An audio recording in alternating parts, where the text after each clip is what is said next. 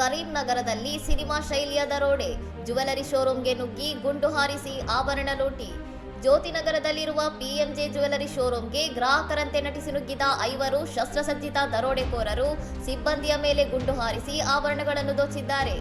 ಈ ಗುಂಡಿನ ದಾಳಿಯಲ್ಲಿ ಮ್ಯಾನೇಜರ್ ಸೇರಿದಂತೆ 4 ಸಿಬ್ಬಂದಿ ಗಾಯಗೊಂಡಿದ್ದು, ಹೆಚ್ಚಿನ ಚಿಕಿತ್ಸೆಗಾಗಿ ಅವರನ್ನು ಹೈದರಾಬಾದ್ನ ಆಸ್ಪತ್ರೆಗೆ ಸ್ಥಳಾಂತರಿಸಲಾಗಿದೆ. ದರೋಡೆಕೋರರು ಶೋರೂಂನಲ್ಲಿದ್ದ ಮಹಿಳಾ ಸಿಬ್ಬಂದಿ ಹಾಗೂ ಭದ್ರತಾ ಸಿಬ್ಬಂದಿಯನ್ನು ಗನ್ ತೋರಿಸಿ ಮಂಡಿಯೂರುವಂತೆ ಬೆದರಿಸಿ ಸಿಸಿಟಿವಿ ಕ್ಯಾಮೆರಾಗಳ ಕಣ್ಣೆದುರೇ ಈ ಕೃತ್ಯಸೆಗಿದ್ದಾರೆ. ಘಟನೆ ನಡೆದ ಶೋರೂಂ ಕೇಂದ್ರ ಸಚಿವ ಬಂಡಿ ಸಂಜಯ್ ಕುಮಾರ್ ಅವರ ಕಚೇರಿಯ ಸಮೀಪದಲ್ಲೇ ಇದ್ದು, ಸಚಿವರು ಸ್ಥಳಕ್ಕೆ ಭೇಟಿ ನೀಡಿ ಗಾಯಾಳುಗಳ ಆರೋಗ್ಯ ವಿಚಾರಿಸಿ ಪೊಲೀಸರಿಗೆ ಸೂಕ್ತ ನಿರ್ದೇಶನ ನೀಡಿದ್ದಾರೆ.